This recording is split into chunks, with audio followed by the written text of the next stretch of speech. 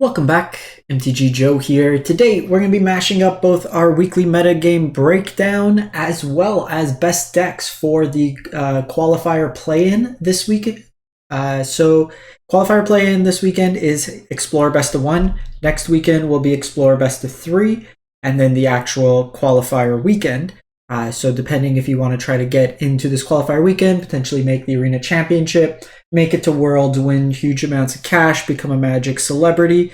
It starts with this kind of play-in if you haven't finished top 1200 in Mythic, or top 250 at least. So with the Explorer Best of 1 format, we recently got the injection of Explorer Anthology 3. The Anthology largely hasn't done too much to shake up the format. Notably, we got the combo variant of Temur Creativity. We got Lotus Field, however, we didn't get the pieces for Lotus Field combo. Instead, Lotus Field is seeing play in the Azorius Lotus Field control decks. The format will be best of 1 for the Friday event. And in best of 1, it tends to be more linear aggro. So we're going to take a look. We are going to feature a bunch of different deck lists from about the last couple of weeks worth of data, basically everything since the release. And then at the end, I'm going to make my call in terms of what I would personally play in the event, just given the distribution of decks, what to anticipate, stuff of that nature. So as always, we're going to get the data from UntapedGG. It's a companion tool that runs alongside Arena's client, tracks the win rates, gives a whole bunch of cool stats. And the link is in the video description if you want to get started with Untapped. I'll timestamp and paste all the deck lists in the video description so you can net deck to your heart's content. And we're going to jump into things. And as always, we're going to start off by looking at the popularity of decks. So one thing in terms of going into events, a deck could be very popular, but not necessarily the highest win rate. People play pet decks, stuff of that nature, wildcard constraints, whatever it may be. But it's important to know what you're potentially going to be seeing, the type of decks, and that allows you to help kind of craft how you want to attack the meta for that week.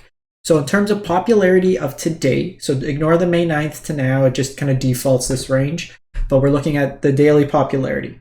The most popular deck on the ladder has been Selesnya Angels at 18%, followed by Mono Green Devotion, Mono White Humans, Abzan Greasefang, then we go Sacrifice, Creativity, the Convoke deck, and Spirits. We're not going to feature the Convoke deck today. It is a fun deck, but it has a god-awful matchup against Selesnya Angels. I've played probably 30 games of the Convoke deck.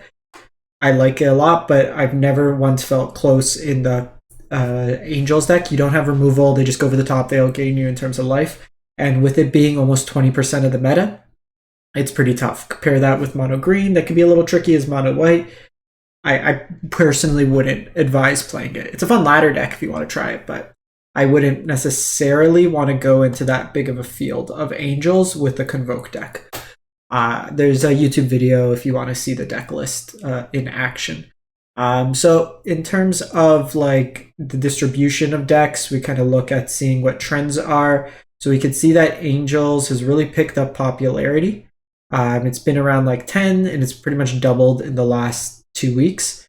We're seeing a decrease in Creativity. It was kind of the new hotness and it's kind of fallen off. It does have the combo elements, but the thing is the Creativity combo can deal 30 damage in a shot. Angels could quickly outpace that in terms of life gain, as well as the removal in the Creativity deck doesn't necessarily align well with the Angels deck. The Angels deck has a lot of 4 toughness, where Creativity has 3 damage in terms of burn spells. Mono Green Devotion is kind of up and down. Does have those lock pieces, can struggle a bit against aggro, but it does have access to the card board, so you kind of get to cheat in this best of 1 format by having a 7-card sideboard that Karn can tutor. Outside of that, we're seeing an increase in Greasefang, just depending on how the meta shakes. People have less removal, then it can get people more often. Humans is always kind of stable, and then we're just kind of looking at the rest of the decks. Rakdos Midrange is more of a best 3 deck. It could win in best of 1, but it's generally speaking more of a best of 3 deck. Blue-white control has been fairly static as well. You could try like the mono red decks, but I don't like the mono red decks could win in this format. Like I've been playing some Leyline Burn in best of 3, but best of 3 doesn't have the dense, like you hardly see Angels in best of 3, and you also have the access to sideboard anti-life gain. If you are going to be playing mono red in best of 1, you're going to want to go with Ferocidon's main. I'd probably play that over Vortex, because Vortex you always have to keep the mana up. It's a little harder to pull off. So I'd go the creature version of mono red. Emberclease, Ferocidons kind of go that way. But then you also then have a harder time against some of the other decks. Any case, so we are going to jump in. So in no particular order, we're looking both combination of like last week and the last 2 weeks for me to get a good spread of decks. So mono white humans is 63% win rate, 220 games played. With this deck here, human aggressive deck, it's got nice elements, so it can close out games quickly. You have like tax effects in the form of like Thalia that can slow down control decks.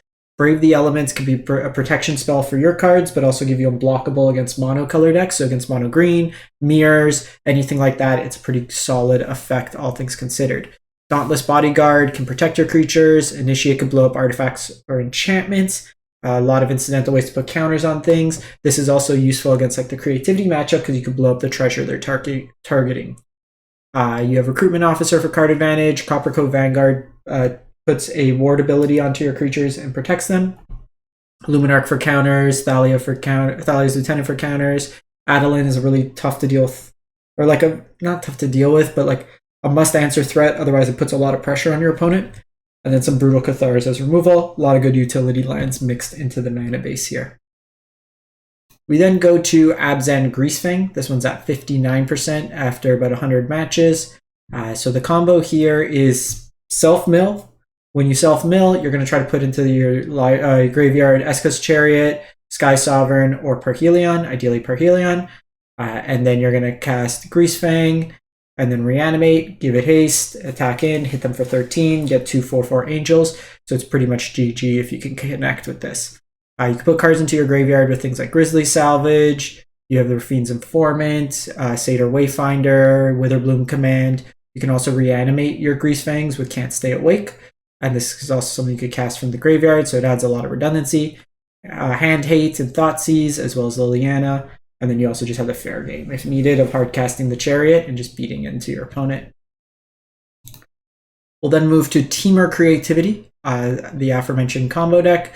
So with this deck here, what you're trying to do is Creativity for 2. So either on a token creature or token artifact. You can get artifacts through a bunch of different ways to make treasure tokens, or things like Secrets of the Key, which makes clue artifact tokens. If you do it for 2, you're able to get both a combination of Xenagos, God of Revels, as well as World Spine Worm. Xenagos gives the World Spine Worm haste and doubles its power. That makes it a 30/30 trampler that can connect in. If they kill it, you get 3 5/5s. If they discard it, you get a whole bunch of value, and it comes back into your graveyard or library. You get some effects like that. The kind of line of play that you'll most commonly see is turn 4. They cast Big Score on your end step. It makes 2 treasures. They untap, play the 5th land, treasure, Creativity away the 2 treasures, kind of kill you on the spot there. Fable also can provide multiple tokens, or there's the creature with the flip Fable to also be targeted. And then you have some Myrex as a way to make more tokens out of your mana base. The rest of the deck is just counter spells, as well as dig and removal in terms of answering your opponent's threats. We'll then go to Rakdos Sacrifice. So this is 57% win rate. So this is a Cat Oven deck, and it's using basically the loop of Cauldron Familiar, Witch's Oven, and Mayhem Devil to kind of ping away at your opponent's stuff. This deck's pretty good into a lot of these small creature decks, because you can play Claim the Firstborn to steal your opponent's creatures, as well as sacrificing them on your end step to things like Deadly Dispute or the Oven itself. Fable copying Mayhem Devil is really powerful, because then the token sacrifices at end of turn, and then you get double triggers. Some Croxus for value, Blood Tithe as removal, Unlucky Witness for card advantage, and this is probably one of the easiest decks to enable Revolt in Explore for the Fatal Push, so you can kill most threats in the format as well with the Fatal Push. Jengantha Companion, and then some utility lands mixed in. Moving then to the most popular deck, Selesnya Angels. So 55% win rate. This deck here is a Collected Company shell. So there's a couple different variants. There's the one that plays 6 Llanowar Elf style effects to get a Kyla's Reconstruction or Collected Company out earlier. I don't love that version. This version's actually kind of weird. Let me see if I can find a better version. I don't like this configuration.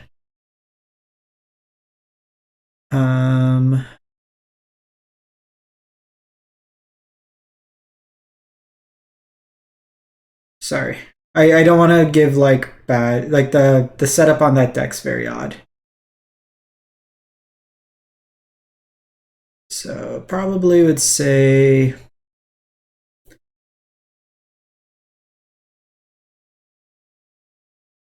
this version looks the cleanest. There's a couple different variants. If you expect a lot, you can play 4 mana Ajani as well. That version there was a little all over the place, but the ones that are like all in Kyla's Coco are really good. It just gives you a lot of redundancy in terms of the deck. But the core of what you want is getting Righteous Valkyrie, Bishop of Wings out, and then casting Resplendent Angels, gains you a bunch of life, makes more angels, kind of powers you up from the board. This version's got Jada to make your subsequent angels bigger, helps you to ramp. You also have Youthful Valkyrie in there. That gets bigger. Speaker of Heavens can make more angels. Skyclave Apparition as a way to exile any troublesome permanents. I wouldn't play the Field of Ruin in the mana base, to be honest. That's the only configuration change I would make. And then instead play, like, the Mutavault's fine, but I wouldn't play Mutavault and Nykthos. A lot of these are just, like, very odd configurations. So I would... This is another version that might be just a little bit... No, the mana base is terrible. Just fix the mana base on this and you're fine. Get rid of the Mutavault, get rid of the Field of Ruin, and then just play 2 more brush lands, or another brush land and another overgrown farmland. And then I would call it from there. I would kind of leave it as that. Like Angels, it's kind of a deck that people play around with here and there, like in terms of like the configurations, but I would make that switch. We then go to Azorius Spirits, 65% win rate. So this is mainly a blue-based deck, but you're splashing white for Spell Queller. That gets to exile a spell on the stack. If the Spell Queller dies, they get to cast that spell for free. This is good to get around things like Supreme Verdict that say uncounterable. It's a nice tricky element in that. You have Skyclave Apparition as removal in this deck as well. Because you're not playing the Snow package, you're on Mutavaults, but you're playing a bunch of spirits. You can flash them in with things like Rattle Chains makes all your spirits have flash. You're going to try to draw cards with the Curious Obsession strapped on. Mausoleum Wander can be a counter spell. Slip out the back for protection. You have 7 hard or kind of soft counters that get better based on spirits being in play. And then you have Lord effects with Supreme Phantom mixed into there. We'll then move to Mono Green Devotion. So 65% win rate. This one's giving me a weird range, but I think it's still fine like that. This list didn't really get too much. I do like the 20-second land. I was playing this in best of 3 for the metagame challenge, and I was on 21 lands with 4 invasions, but I was often missing land drops in that regard. This version's opting to go with Nissa. It's not wrong to, especially, like, I've liked at times playing Sky Sovereign main in best of 1. It gives you a good threat, because Sky Sovereign answers most creatures, and having it main board, it's often a card that you would tutor for anyways. I've also seen some lists, like the list I was playing in best of 3 was main boarding Cityscape Leveler. I think this is less valuable in best of 1, where the meta tends to be more aggressive. So the Sky Sovereign would be a kind of a choice there. But what you're trying to do is basically have Nykthos out, add a bunch of devotion through your creatures, tap untap it with Kiora, and then you just get a whole bunch of mana.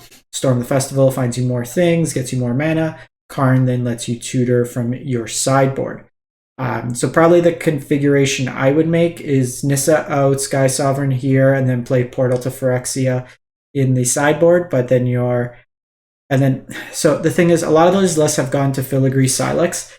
I don't like this card as much as Karn's Silex. So they kind of do similar things in terms of being an artifact Ratchet Bomb style effect. But against something like Angels, this requires 3 turns of tapping, where Karn's Silex at the worst is just your next step, like your next turn, that you can do it. But if you have a Kiora out and enough mana, you can just untap the artifact with Kiora and then crack it that turn. So it gives you some more utility in that regard. But you have Graveyard Hate, Pithing Needle for activated abilities, Life Gain for aggressive decks, Sweepers, Combo Hate, and like Portal I like.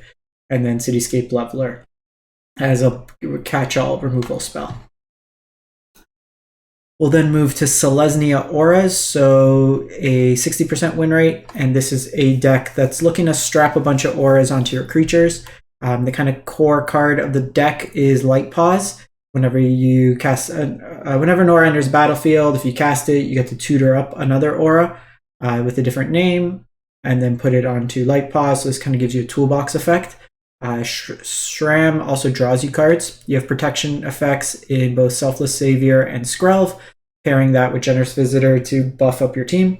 But the big thing in this is you're trying to use things like All That Glitters, Ethereal Armor to give you really big creatures.